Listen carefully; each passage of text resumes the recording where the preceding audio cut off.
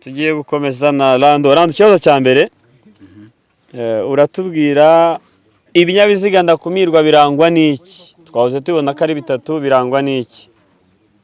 Ibinyabiziga ndakumirwa birangwa n'iki? Birangwa n'amatara yaka. Abantu batagiye kuvugira ku ruhande. Amatara yaka asate y'umuhondo cyamaze gupfa. Intabaza zirabagirana z'ibinyabiziga ndakumirwa zigizwe n'itara rimwe cyangwa n'amatara meshamyatsa asate y'icyatsi. Yewe we wa wundi y'ubururu. Reka yisubirize mureke kumuvangira. Cyambere kiranze. Icya kabiri nyine.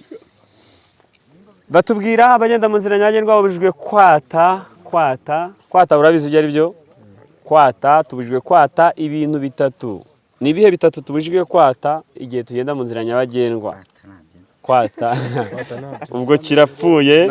Kwata ni kwa kundi ushobora kunyura hagati y'imirongo y'abanyeshuri bashoje n'umwarimu, abasirikare cyangwa se ibinyabiziga by'ingabo z'igihugu. Bwa gatatu tubujijwe kwata uruhererekane.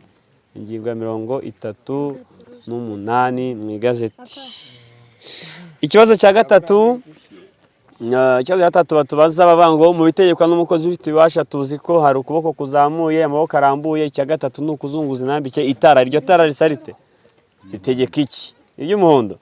N'umuhondo ntabwo ari umuhondo, ni ukuzunguza intambike itara ritukura bitegeka guhagarara iryo tara riganishaho. Dukomeze ikibazo gikurikira tubwira umuvuduko ntarengwa w'ibinyabiziga bitwarira abantu hamwe iyo ari mu nsisiro. Ibinyabiziga bitwarira abantu hamwe mu nsisiro, umuvuduko ntarengwa wabyo ntugomba kurenga kilometero zingahe mu isaha? Ntabwo bihari byo. Ntugomba kurenga kilometero 40 mu isaha. Mu nsisiro tuhagira imivuduko y'amoko abiri, kilometero 50 na kilometero 40. Watsinzwe uyivanyemo.